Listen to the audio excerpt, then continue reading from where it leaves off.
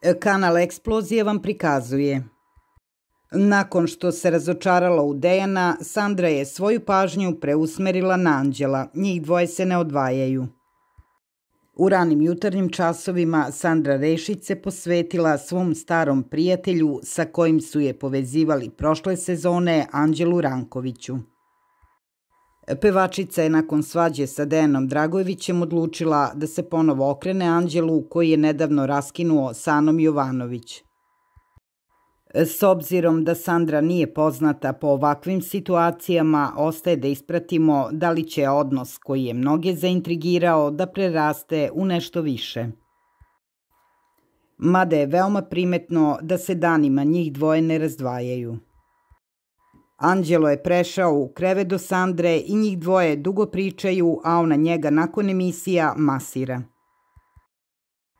Anđelo joj danima posvećuje pažnju kakvu nije imala ni od jednog zadrugara do sada. Lajkujte nam video i zapratite Eksploziju ako želite da budete u toku.